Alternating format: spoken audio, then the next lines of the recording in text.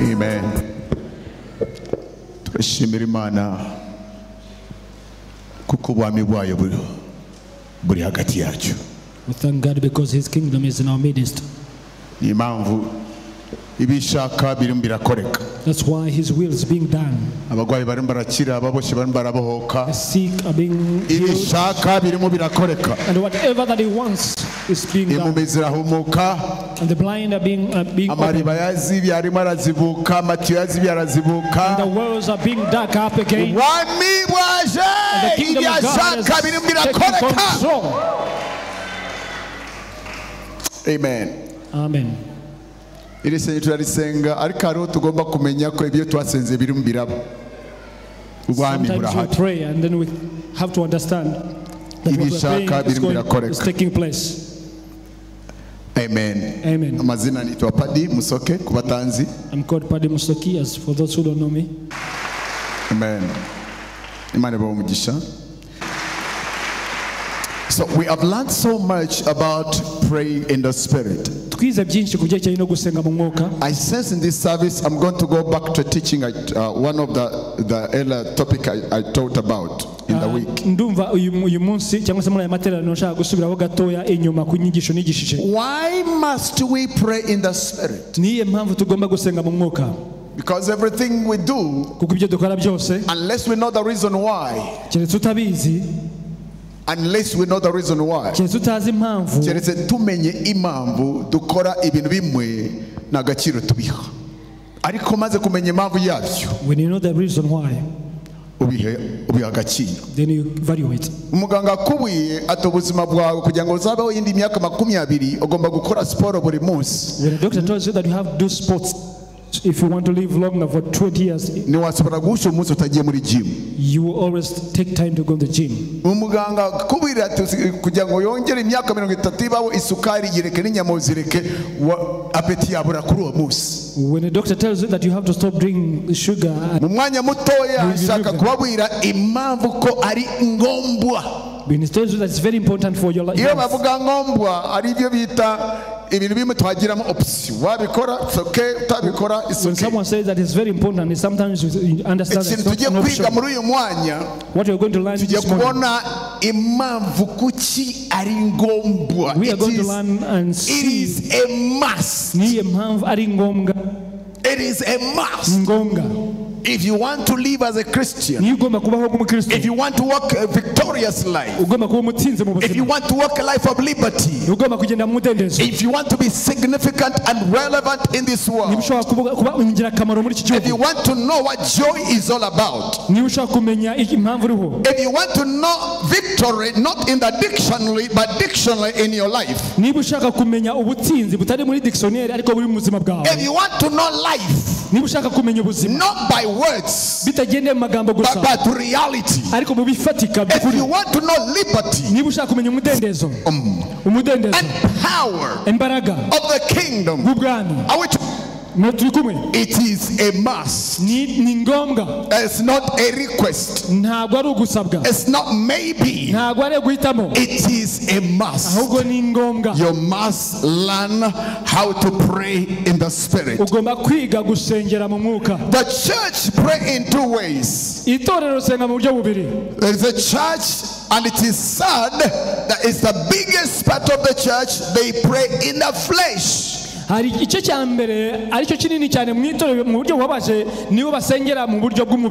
biggest part of the church all over the world, they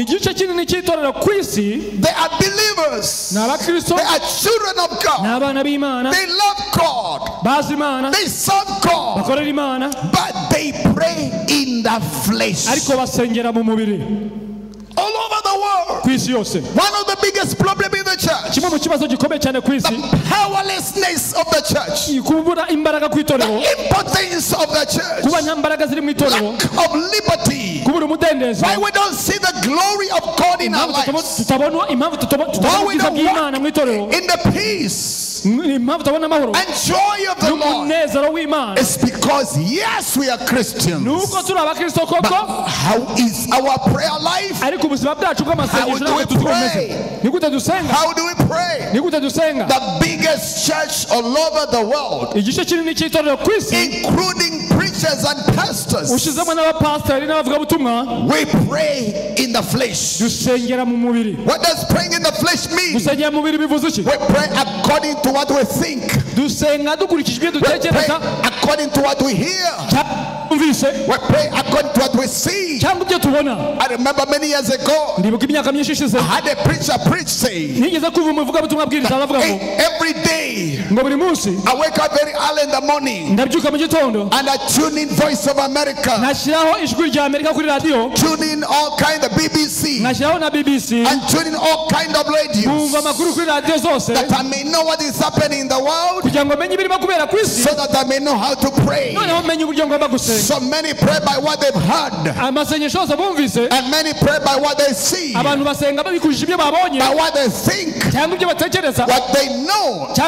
What is praying in the flesh? When you sleep not feeling good, you sleep not feeling good. When you wake up, that's what you pray for. When you wake up and you don't have house rent, and you see there is few days to the end of the month, when you wake up, that's what you pray for. So we pray by the experiences we go through, what we have seen, what we hear. That is what we pray for. That is prayer of the flesh. Is it bad? It's not bad. But that's where we begin. Like in school, we begin in nursery school. But for goodness sake, you cannot stay in nursery school for 5 years. Still in nursery school. 7 years. Still in nursery school. 10 years. Still in nursery school. 20 years. Still in nursery school. Then there is a very big problem. And that is a very problem in the church. We are praying in the flesh. What we see, what we hear, how we feel, because of what we don't have, because of our experiences, and we remain there. 2 years, 10 years. Somebody, they pray him to be a pastor, still praying in the flesh. Are we together? That is the problem of the church. Yes, we begin there, but we are supposed to grow until we are no longer children, until we are no longer carnal Christians, fleshly Christians, worldly Christians, until we make movement in the spirit, and we grow up and become men in the spirit, and stop praying depending on the flesh, and come to a place where we pray according to the Holy Ghost, according to the Spirit. Are we together?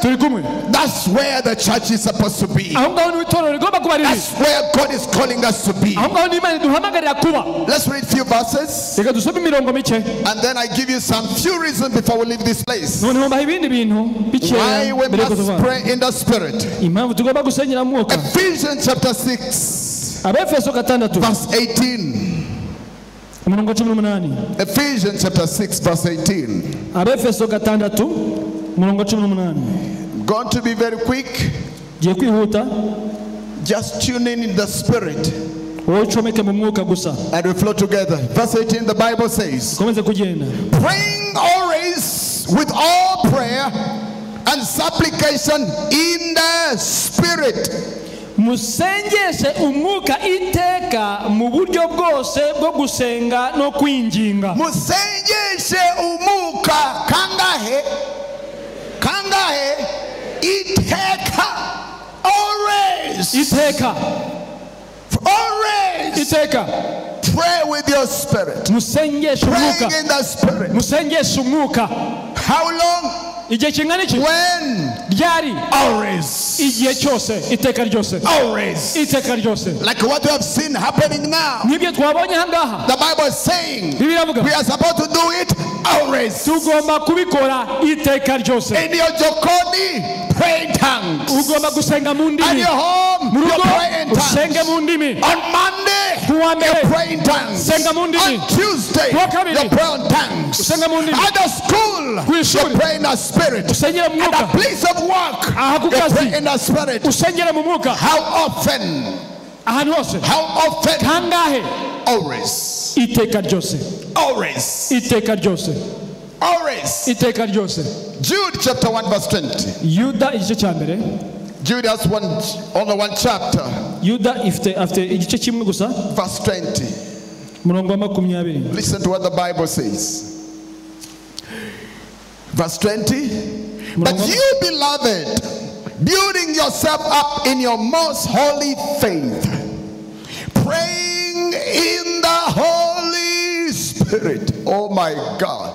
Murongo wa 20 muri Yuda haravuga ngo ariko mwebweho bakundwa mwiyubake kubwo kwizera byera cyane musengere mu mwuka wera. How do we build our faith? How do we build up ourselves?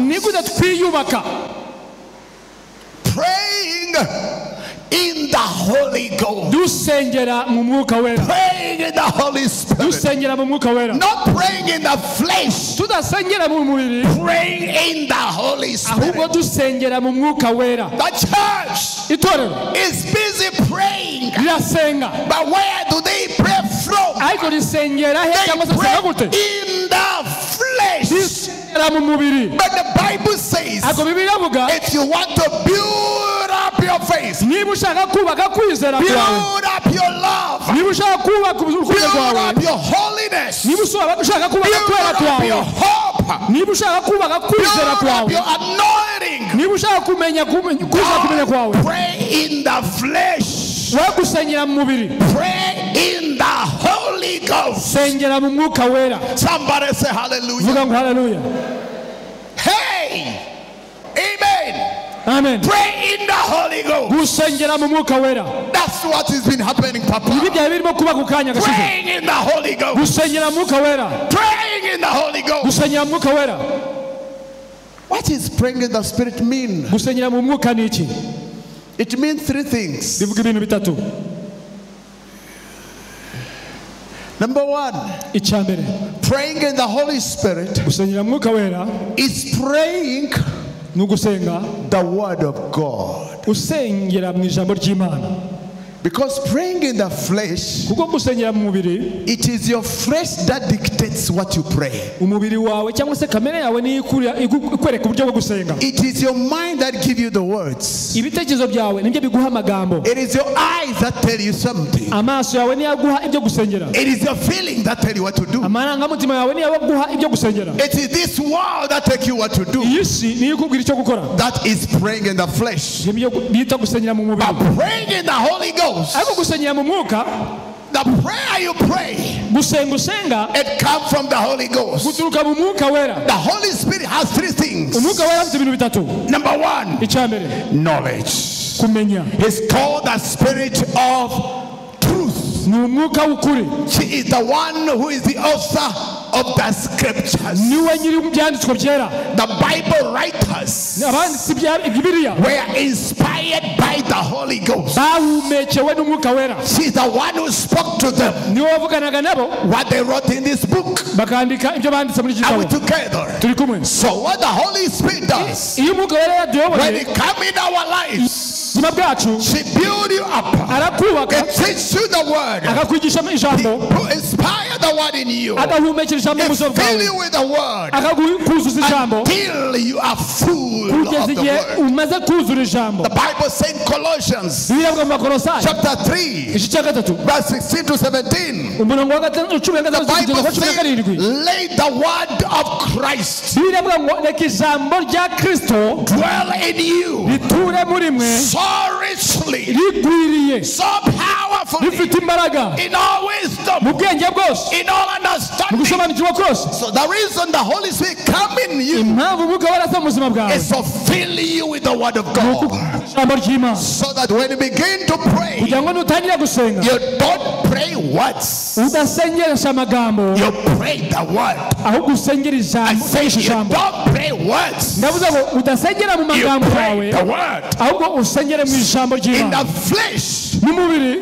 we pray words dusengesha amagambo yacu from men, amagambo y'abantu, but in the Holy ariko mu Ghost, mwuka wera we pray the word. dusengera mu We ijambo, pray the scriptures. dusengera mu byanditswe. Say hallelujah. vuga ngo haleluya. Number 2, icya kabiri praying in the spirit. gusengera mu mwuka. The Holy Spirit, umwuka wera He is the power of the Trinity. niwe mbaraga y'ubutatu butagatifu. Hallelujah. amen. He is the divine power of God, niwe mbaraga z'Imana, the almighty power of niwe God, mbaraga zikomeye the z'Imana, omnipotent power niwe of God, mbaraga zikomeye the z'Imana, supernatural power niwe of God. mbaraga zidasanzwe z'Imana. So praying in the Holy Ghost, gusengera mu mwuka rero He give you His power. aguha imbaraga ze.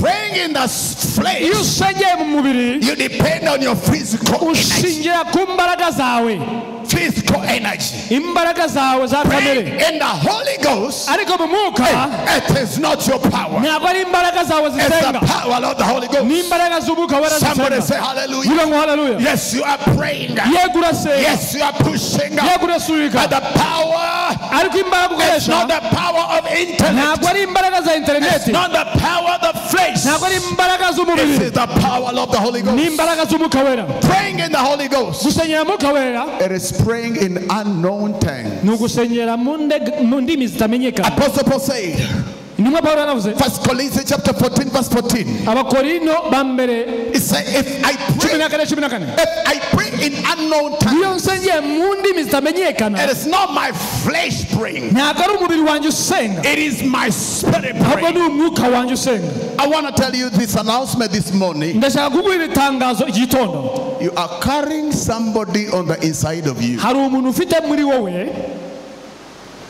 There is somebody hari umuntu you are carrying ugendana nawe inside of you. muri wowe. Do like this. gira gutya, Inside there, aho ngaho imbere there is a true man. hari umuntu nyakuri. This one outside is not the man. uyu nguyu uri hejuru ntabwo ari we muntu. Man is spirit. umuntu ni umwuka burya, He has a soul. afite ubugingo He lives in a body. ariko akaba atuye mu mubiri. The body is not the man. umubiri ntabwo ari wo muntu, The spirit is the man. umwuka ni wo muntu. The spirit is a new creation. umwuka ni cyo cyaremwe The gishya. spirit is a child of God. umwuka ni wo mwana The w'Imana. spirit is a redeemed one. umwuka ni wo wacunguwe. So it is the spirit uwo mwuka that is supposed to pray. niwe wakabaye senga. Subira Abefeso 6:18. Dusenga gute? Dusengeshe umwuka iteka. Dusenge iki? Umwuka. Buriya mu gusenga akanwa niko kavuga, ariko siko kagomba gusenga. Uri ndani, uri imbere, ari we mwuka, niwe mwana w'Imana, niwe akwiriye gusenga. Kandi akeneye gukura. Nasenga yegamira umubiri, azajya asenga yegamira umwuka wera. Vuga ati amina. Amen. Pasiteri ibintu yarimo atubwira gukora, tuzunguruka ahangaha dusenga mu ndimi. Vuga ati amina. Ku banyamubiri bisa nk'ubusazi, muranyumva nshuti, ariko mu bwami bwacu mu mwuka nizo bwenge bw'Imana. Jambo rimwe riravuga ku munsi wa Pentekote, The Holy Spirit came upon the apostles. And they began to speak in tongues. As the Holy Spirit gave them utterance. So praying in the Holy Spirit, we receive three things. That languages we don't know. The power of the Holy Ghost. And the word of God. That is praying in the Spirit. That is praying in the Holy Ghost. Let me hear amen. Let me give you reasons why. Reasons why we pray in the Holy Spirit. Number one, the reason why we must pray in the Spirit is because God is Spirit. God is Spirit. John chapter 4 verse 24.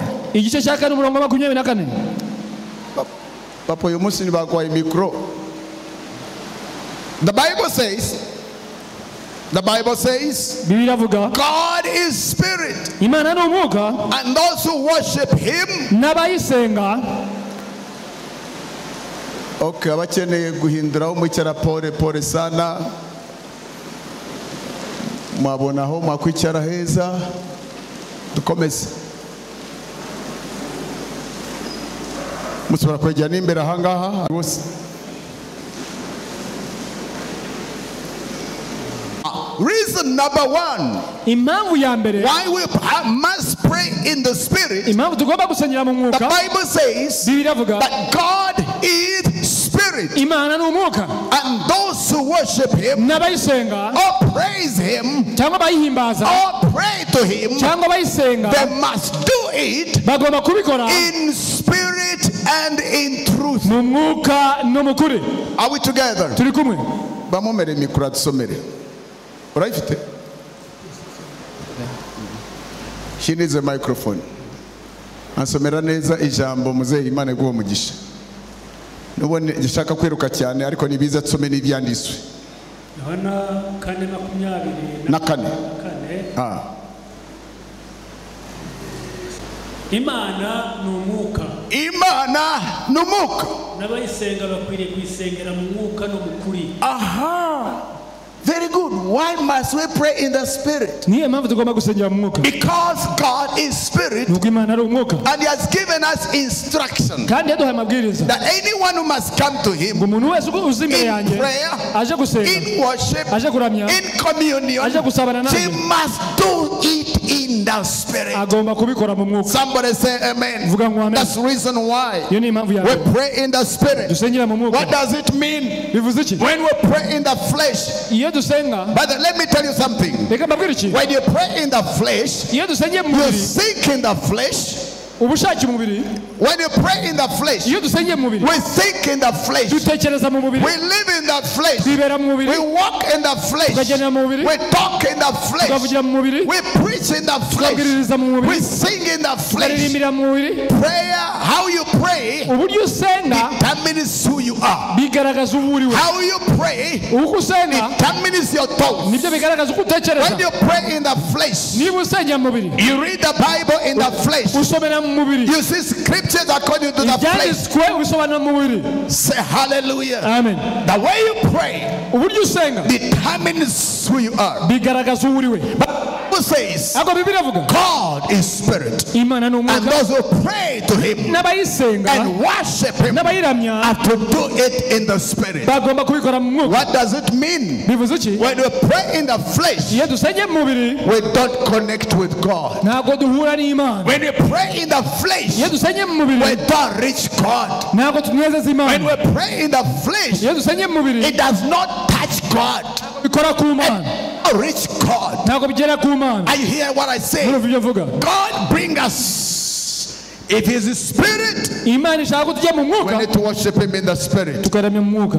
Number 2, why do we pray in the spirit? Niyo mpamvu dusenga mu It's because the kingdom of God nuko ubwami bw'Imana is a spiritual kingdom, ari ubwami bw'umwuka, and this kingdom kandi ubwami bwe is our kingdom. nibwo bwami bwacu. Colossians chapter 1 verse 13. Abakolosayi 1:13. The Bible says he delivered us from the kingdom of darkness. Bibiliya ivuga ngo aducunga dukura mu bwami He has bw'umwijima, brought us into the kingdom atuzana mu bwami of his dear son. bw'umwana we. Now, what is this kingdom Ubwami bwe ni ubuhe? in which we are? Ni ubwo bwo turimo. The church. Itorero, If you are born again, niba waravutse ubwa you may kabiri, not know, ushobora kuba but utabizi, you are already in the kingdom, ariko uri mu bwami bw'Imana, kingdom of Christ. wamaze kugera mu bwami bwa Kristo. What is this kind of kingdom? Kandi ubu bwami ni ubuhe bwami? John chapter 3 Yohana abivuga, and John chapter 18 Yohana 18 and verse 36. umurongo wa 36. Listen to what Jesus said. Umva icyo Yesu yavuze. He was standing before Pilate Yari ahagaze imbere ya Pilato, and he told him, aramubwira ati, my kingdom ubwami bwanjye is not of this world. ntabwo ari ubw'iyi si. So in other words, Mu yandi magambo, the kingdom we have, ubwami dufite, the kingdom in which we are citizens, ubwami tubereye abaturage, it is not a worldly kingdom. ntabwo ari ubwami bwo muri iyi si, It's not a physical ntabwo ari kingdom. ubwami bugaragara, It is a spiritual ni kingdom. ubwami bw'umwuka. That's why Niyo mpamvu we must pray in the spirit, tugomba gusengera mu mwuka, because the kingdom we are in kuko ubwami urimo is a spiritual ni kingdom. ubwami bw'umwuka. Number 3, Icya gatatu, quickly, why must we pray in the spirit? niyo mpamvu tugomba gusengera mu mwuka. Number 3, Icya gatatu, all blessings imigisha yose of our lives, y'ubuzima bwacu they are spiritual. ni iy'umwuka. Give me attention. Ephesians chapter 1 verse 3. Abefeso igice cya mbere umurongo wa gatatu, The Bible says, Bibiliya ivuga, blessed be God the Father of our Lord Jesus Imana Christ, data w'umwami wacu Yesu Kristo who ihimazwe, has blessed us yaduhesheje imigisha with all spiritual n'imigisha yose y'umwuka in heavenly imyanya yo mu places. ijuru. Church, Torero, our blessings, umusengesho yacu, their source is not worldly. imigisha yacu ntabwo ari iyo mu isi, Their source is not in this world. imigisha yacu ntabwo ikomoka hano kuri iyi The si, blessing of life, imigisha y'ubuzima bwacu, blessing of peace, imigisha y'amahoro, blessing of joy, imigisha y'umunezero, the blessing of healing, imigisha yo gukira, the blessing of a good marriage, imigisha y'urugo rwiza, mental blessing, imigisha y'ibitekerezo byiza, physical blessing, imigisha y'ubuzima bwiza, spiritual blessing, imigisha y'umwuka, financial blessing, imigisha y'amafaranga, family blessing. imigisha y'umuryango, They are not physical, ntabwo ari imigisha ifatika y'umubiri, they are spiritual, ni imigisha y'umwuka, and they are not kept in Beka. kandi ntabwo ibitswe muri They are not beka, kept in IM Bank. ntabwo ibitswe muri IM bank, They are kept in heavenly ibitswe places. mu myanya yo mu ijuru. So if we pray in the flesh, Nidusengera mu mubiri, we cannot access hari ibyo them. tutageraho, We cannot reach them. ntabwo twagera kuri iyo migisha. That's why Niyo mpamvu we must pray tugomba in the spirit. gusengera mu mwuka. That's why Niyo mpamvu we must be a spiritual church, tugomba kuba itorero ry'umwuka, not a carnal church, tutari itorero rya kamere, not a flesh church, ntitube itorero ry'umubiri not even a worldly church, cyangwa itorero ry'isi, but a kingdom church, ariko itorero a ry'ubwami, heavenly church, itorero ry'ijuru, a spiritual church. itorero ry'umwuka. That's the one God's looking for. Iryo ngiryo Imana itegereje ishaka. Everything you lack in your life Buri kintu cyose udafite mu buzima bwawe is in the spirit. kiri mu mwuka. Until we move in the spirit, Nitutagera ngo tutatera intambwe ngo twinjire mu mwuka, we can't see them. ntabwo dushobora kubibona. The Bible says, Bibiliya iravuga, what the eyes has not seen, iby'amaso atarabona, what the ears have not heard, iby'amatwi atarumva, what has not even entered the mind of man. ibitari byinjira mu bitekerezo by'abantu. These are the things God has prepared for His Ibyo nibyo children. Imana yateguriye abayikunda. 1 Corinthians chapter 2 verse 10, 9 and 10. Abakorinto ba mbere igice cya kabiri umurongo wa 9 n'uwa 10. But the Holy Ghost Umwuka wera has revealed them yarabiduhishuriye to us. twebwe. But again he says, Ako akavuga ngo a natural man, umuntu wa kamere he cannot receive the things of the Spirit. ntabwo ashobora guhabwa iby'umwuka. The blessings are yours. imigisha ni iyawe. But if you are in the flesh, ariko niba uri mu mubiri, the Holy Spirit, umwuka wera, He cannot give them to you. ntabwo yabiguha. Because kuko they are foolishness to a natural man. ni ubupfapfa ku muntu wa kamere. He cannot even know them. nta nubwo yanabimenya. He cannot even see them. nta nubwo yabibona. Church, torero, gakondo yacu nabari mu mubiri. Gakondo yacu ni mu mwuka. Reka ngutangarize ritangazo. Aya maso yawe ari binazapfa atabonye. Aya matu yacu ari bina tuzafa ari byategeze abona. Aya matu y'umubiri abona iby'umubiri. Ayo na matu y'umwisi yumva iby'umwisi. Aya maso y'umubiri abona iby'umubiri gusa. Aya maso y'isi abona iby'isi gusa. Akaga dufite ayazafa n'ayazavaho n'imibiri zavaho. Ariko imbere dufite umuntu adafa, afite amaso. Ayo maso y'imbere niyo agomba guhumuka, tukabona ibyo abantu batabona, tukabona ibyacu, tukabona ibyadusezeranyijwe, tukabona ibyatubikiwe. Nibabibonesha ayo maso tushaka amarinete.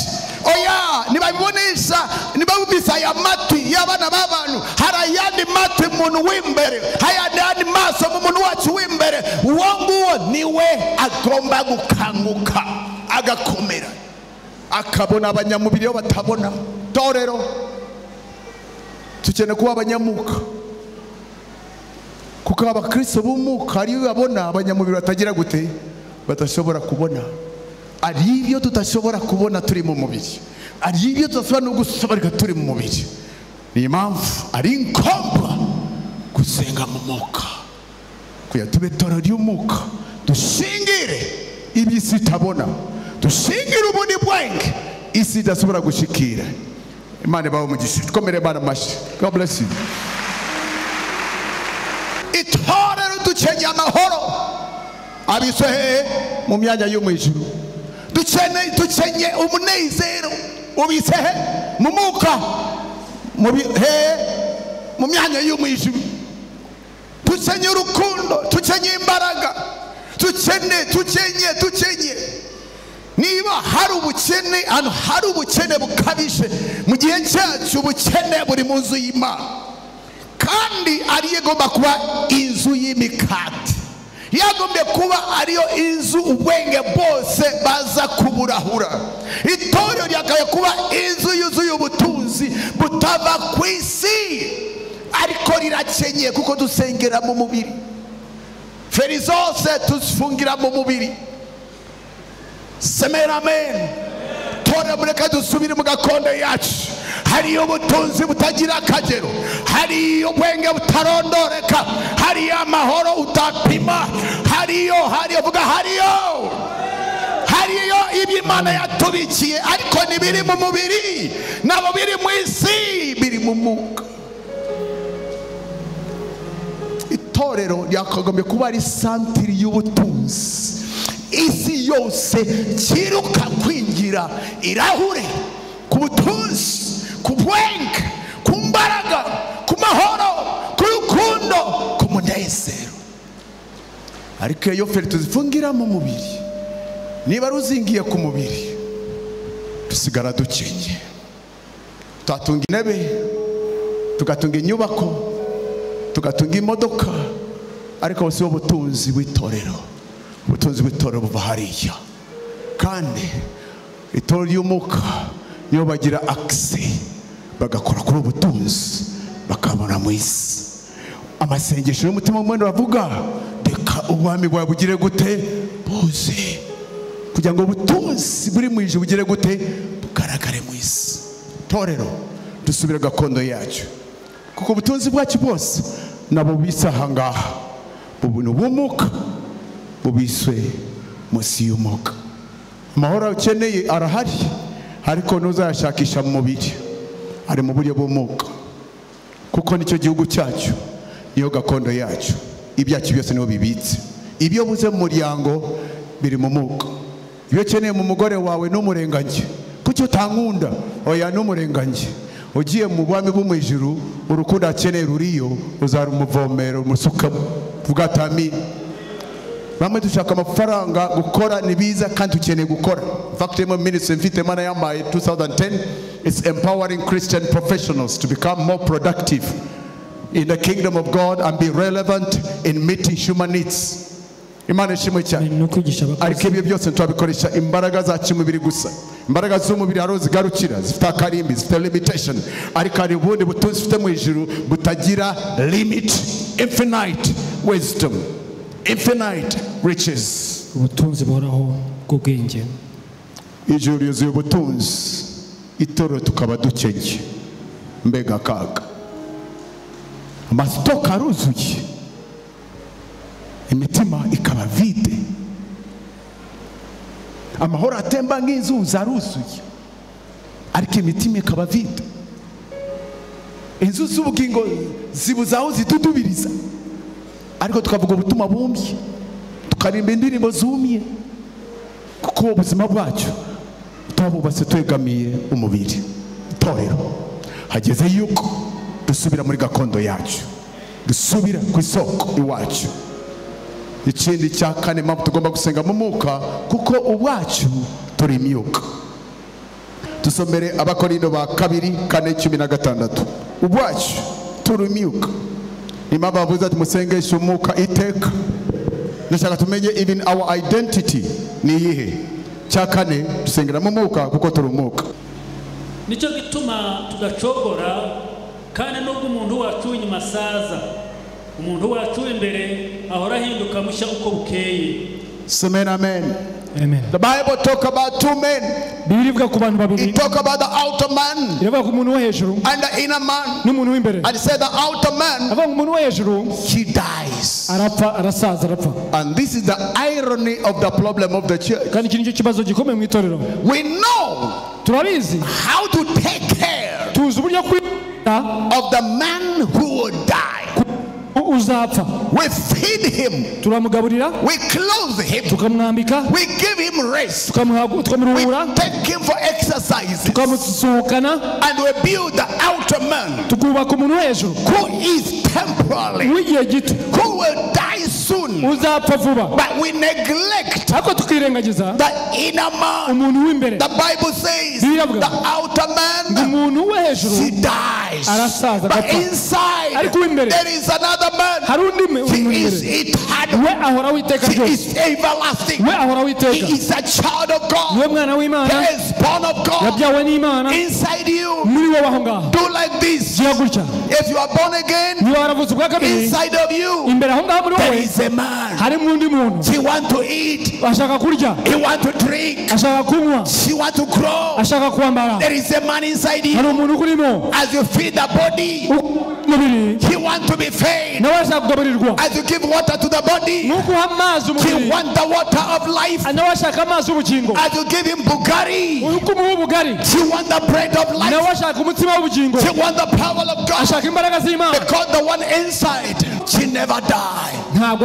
And if you use him to pray in the spirit, the Bible says she is renewed every day, refreshed every day, empowered every day, expand every day. That is the man we need to give attention to. Somebody say amen. Why should we pray in the spirit? Because we are spirit. Man is spirit. He has a soul. He lives in the body. That's why we need to pray in the spirit. I have to stop. But I cannot. Let me give you a few things. Why do we pray in the spirit? Nuko abatugwanya nabo tunigana nabo na numwe yambaye inyama n'amaraso. Byanditse biravuga Efeso 6:12. Byanditse biravuga ati nabo tunigana n'abafite inyama n'amaraso. Iminigana n'urugo rwawe nabyambaye umubiri. Iminigana n'ubuzima n'amagara yawe n'abari inyama n'amaraso. ibinigana bitunigana nabyo itorero si nyama n'amaraso. N'ibibazo tubona bigaragara n'amaso, tukabona abana bacu size batangiye kwiga ahangaha ibibazo biri mu bana bacu. Rebellion tubona byo byabwenke, busambanyi bukabize bw'indenga kamere. Ibi byose, we have global challenges, but the world, they deal with effects, not with the source. Bo isi ihangana n'ingaruka ariko ntabwo ihangana n'isoko yaho bituruka. Ibibazo byugarije isi yose bigaragara ku maso ariko isoko nibigaragara. The cause, isoko, the source, aho bikomoka, it's not physical, ntabwo ari umubiri, it is spiritual. N'umwuka. It is spiritual.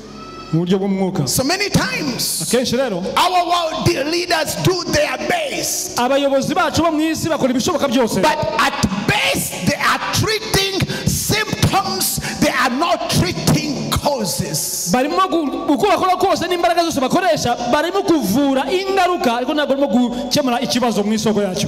treating effects, they are not treating the source. The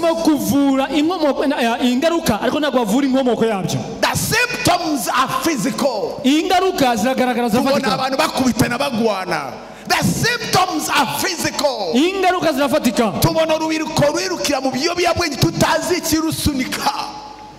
The effects are physical. The effects are physical. Homosexuality, but the cause is invisible. The enemy of humanity is not flesh and blood. The enemy of humanity is not worldly, it's not physical. The church, if we discover who we are, we shall provide the cure. We shall provide the cure.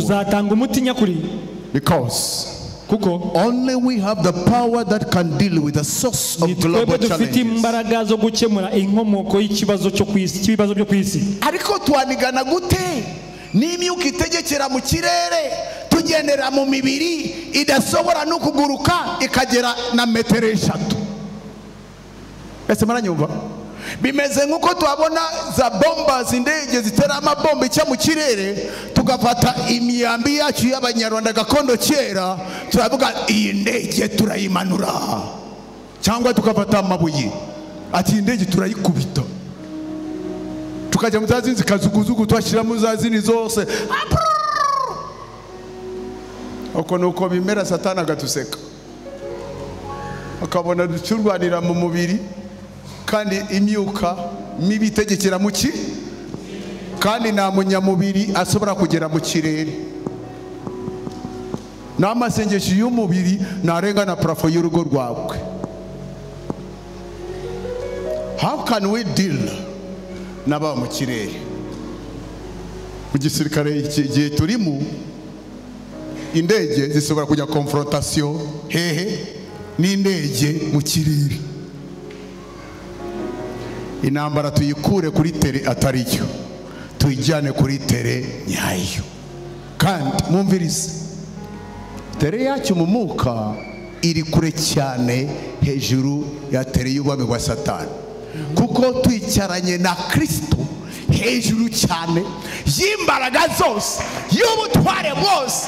Twicaranye nawe, twimanye nawe, tutegekana nawe hehe n'abari mu kirere, twarenze mu kirere, twicaranye nawe ku buryo bwa Data. Aho niwo tugwanira. Amen. That is our battlefield. Aho ngaho niho urugamba rwacu ruri. Saba kure cyane. Iyo sengera mu mubiri uri munsi y'abaganze kirere, iyo sengera mu mwuka uri hejuru y'imbaraga zose. Komere Imana mu mashi.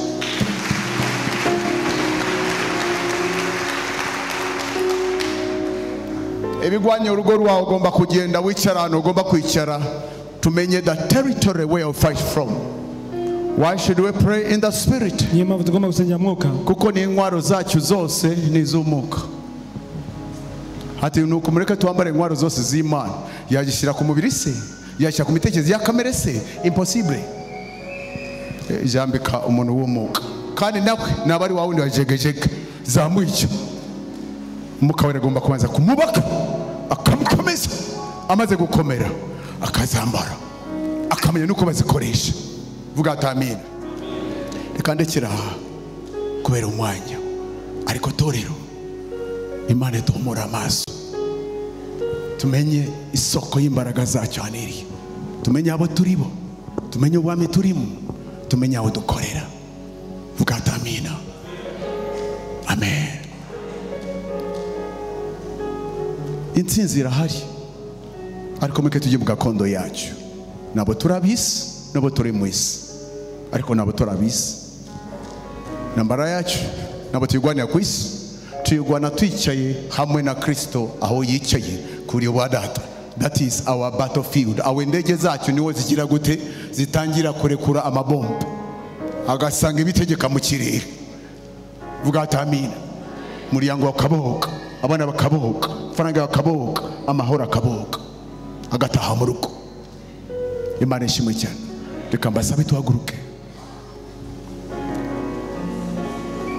dusenga mu kanya. Giye gusengera abantu muri benshi, umwanya ni muto ariko reka mbaze nsenga umuntu ari muri iyi nzu wese utarakira umwuka wera zamura ikiganza cyawe, kuko nitwabwe byo gusengera mu mwuka wera atarimo agomba kubamo kandi ni sezerano data wa twese yaduhaye. Yesu yaravuze sinzabasiga nk'imfubyi, ningera kwa data nzamusaba abohereze undi mufasha. Niba uri muri iyi nzu utarabatizwa mu mwuka wera zamura ikiganza cyawe, aho niyo bitangirira. Niwasengera mu mwuka atakurimo, niyakuyobora, niyagukomeza, niyakwigisha atakurimo. Niba uhari zamura ikiganza cyawe, niwe nshaka kubanza gusengera wa mbere vuba. Arahari cyangwa ikinyarwanda navuga kiri tekiniki cyane na mekaniki nabo cyumvikana. Niba uhari zamura ikiganza cyawe umuntu wese. Abandi bantu shaka gusengera, umuntu wese uzi ko izi nzuzi zigiye gutemba mu buzima bwawe ariko kuba impamvu zitandukanye, abafilisitiya b'abadayimoni baraza amariba yose bakasiba. Uhari ahangaha uri mu buzima bumye zamura ikiganza cyawe, tugiye gusenga kugira ngo izi nzuzi zisubire mu gutemba mu buzima bwawe. Ugenda mu buzima bukamusa ugasenga amasengesho akamye yumye kabwiriza byumye, zamura amaboko yawe nawe turashaka gusengera. Iki cyumweru ni cyawe, iki cyumweru ni cya twese kugira ngo tuzuzwe dusobore gusenga dusuruka n'imbaraga. Zamura ikiganza. Hari umuntu mbonye hariya, Imana ibahe umugisha. Ubundi zamura cyane. Good. Subiramo aya magambo. Mwami Yesu, ndagushima kuko urankunda. Kwa data wamaze kera kunsabira kugira ngo ame undi mufasha azabe muri ki ibihe byose. Urakoze Mwami Yesu. Uyu munsi ndagusaba unyuzuze umwuka wawe kuva uyu munsi. Mwuka wera w'Imana, ndakinguye umutima wanjye, ndakwakiriye mu buzima bwanjye. Uze unyobore, umfashe, unyigishe, unkomeze, unyubake kugira ngo mpindure umukristo w'umwuka. Urakoze data, ndagushima kuko kuva uyu munsi umwuka wera aje mu buzima bwanjye. Dukomere Imana mu mashyi.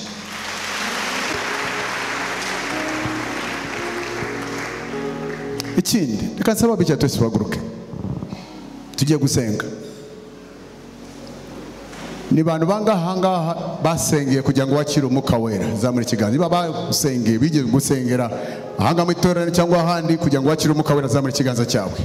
Twese uhari wese baraguseye kwakira umwuka wera, zamura ikiganza cyawe cyane kuko ari ijambo mfite nshaka kuvuga ku buzima bwawe. Niba uhari zamura ikiganza. Okay, ushobora kumara ikiganza. Ndeba mu maso nyumvirize neza. Uko twakiriye umukiza ni nako twakira umufasha. Ndagasubiramo, uko wakiriye umukiza Kristo mu bugingo bwawe ni niko twakira umufasha mu bugingo bwacu. kuva umunsi wakiriye Kristo nturasubira kumushidikanya ko atari mu buzima bwawe. Nawe bagusenye kwakira umwuka wera, ntusubire gushidikanya ko umwuka wera atari mu buzima bwawe, kuko nta mukristo ashidikanya Kristo mu buzima bwe, ariko itorero rishidikanya umwuka wera mu buzima bwabo. Ikindi, umunsi nakiriye Yesu mu buzima bwanjye, sinikubise hasi, sinaguye hasi, sinagiye kunyeganyega, no. N'umunsi nakiriye umwuka wera ntacyabaye, ariko nagomba kumenya ko namwakiriye arimo. Subiramo iri jambo, vuga arimo. Vuga arimo. So kuva uyu munsi njya kwizera ko umwuka wera arimo. Hanyuma igihe cyose usenga mubire mfasha. Ukeneye indimi mubire niwe zitanga, mindimi kuko arimo. Pasa ko byaratinze waramushidikanya kakurimo. Niyo cyari kibazo. Kuva uyu munsi izera kakurimo. Ni watanga imbaraga, ni watanga ijambo, ni watanga indimi. Kuva uyu munsi menya izere ko wizera Kristo ari mu buzima bwawe, izere ko mukari mu buzima bwawe. Tufatana amaboko yacu twese tugiye gusenga. Tugiye gusenga Imana idukure muri materineri, idukure mu mibiri, mu mubiri, itujyane mu mwuka, idukomeze, itubake, idukuze mu mwuka. Ndagira twese tuzamura amajwi tusenga. Abinyume yongeye tufatana amaboko yacu. Izi mbaraga twasengeye n'umwuka ari muri inzu, reka atangire kugendagera mu izina rya Yesu Kristo. Ngaho tuzamura amazi yacu dusenge. Haleluya. Data turagushimiye mu izina rya Yesu. Uyu mugoroba Mana turasenga imbaraga za z'umwuka Mana zamaze kwinjira muri iyi nzu, ubwami bwawe bwamaze kwinjira muri iyi nzu. Turasenga mu izina rya Yesu Kristo. Mana reka umwuka wera agende. Turasenga Mana dukangure, tubyure, tubake, dukomeze mu izina rya Yesu. Abo bose bakiriye umwuka wera, reka haguruke muri bo, azamuke muri bo, akorere muri bo mu izina rya Yesu. Turasengera abubiye mu mitima, aya mari basubire gutemba, inzuzi z'ubugingo zisubire gutemba mu mitima yabo mu izina rya Yesu. Turasenga Data, ubwami bwawe bwaje, reka ibyo ushaka bikorwe. Uzuza buri mu mama wese imbaraga z'umwuka wera. Kangure imitima yacu, kangure imyuka yacu, komeza imyuka yacu, ubake imyuka yacu, uzuza imyuka yacu mu izina rya Yesu. Imbaraga zawe reka zizamuke, reka zibyuke, zitangire gukora. Izo mbaraga zitagira akagero, izo mbaraga zisumba byose, izo mbaraga ziba hose, reka zitangiye gukora mu izina rya Yesu. Mana reka zikore mu rubyiruko, mu bapapa, mu bamama, mu bayobozi, bavugabutumwa, abasenzi, abinginzi, abaririmbi. Izo mbaraga zawe zikorere muri twe mu izina rya Yesu. Nimwakire izo mbaraga. Sheleba katelebosa, reketelebo, zikayala baba, rasakata yala bakola baleke seketeleba, raseleba kayelebo sekatalaba, reketelebo reketeleba rabasanda, rasakata ya rabakori ya rebosende, rekata yala bakori ya rebosete, reketeleba rekataraba rekataraba baba, rasakata ya rabasete, makataraba yanda. Resakataya rabasokotereba, rikatelebo rekatayalaba rekatalaba, rindele baba yakatalaba. Zamure torero ryawe, tukure mu mubiri, tujane mu mwuka, tukomeze mu mwuka, dusengere mu mwuka, dukomere mu mwuka, tubake mu mwuka, tugendere mu mwuka, tusenge mu mwuka, tubirize mu mwuka, turirimbire mu mwuka, tubeho mu mwuka, tekereze mu mwuka, dukorere mu mwuka, tubakire mu mwuka mu izina rya Yesu Kristo. Reketelebo saka, rakatelebo seka tayalaba, makateleba, rekatalaba, rekatalaba rabaraba, rayelebo, rakateleba, rekatalaba, resakataraba, makatalaba bayanga, rasatalaba, makateleba, sakatalaba. Mwuka wera, komeza abasore, komeza abamama, komeza abapapa, komeza abayobozi, komeza abana bacu, komeza imiryango yacu, komeza mwuka wacu mu izina rya Yesu. Tubake, tubakike, dukomeze, dukomere, tuzamure, tuzamuke mu izina rya Yesu. Reseketelebosa, rasakatarabakuria, ubake torero rya amarembo y'ikuzimu batazasubira kunyeganyeza. Torero ry'umwuka, torero ry'imbaraga, torero ryuzuye ijambo. Shelebakatelebashakata. turakira mana ubutunzi bwose mu mwuka turabwakira imbaraga zose ubwenge bwose ubuntu bwose urukundo rwose amahoro yose mu izina rya Yesu reka imanuke mu itorero ryawe mana turasenga reka itorero ryahinduke santiri y'ubutunzi santiri y'ubwenge santiri y'imbaraga santiri y'ubukiriro santiri y'amahoro santiri y'umunezero santiri y'ibishimo inzu y'imikate abasanze bahage abanyotewe bahazwe impumi zibohoke impumi zibone ibyafuye reka bizuke gusenga reka kuzuke amahoro azuke umunezero uzuke imiryango izuke imbaraga z'Imana zikaragare mana urakoze ubwami bwawe reka buze. Thank you Holy Spirit. Oh samure ibiganza ubwami bwawe buje ibishaka byose bibe ngwino uhembure imitima yacu ngwino uhembure igihugu cyacu ngwino ukize ubwami bwawe buje ibyo ushaka byose bibe. Hallelujah. Ngwino uhembure. Hallelujah. Imitima yacu itorero ryawe ngwino uhembure itorero ryawe ngwino ukize. God bless you. Ngwino uhembure imitima yacu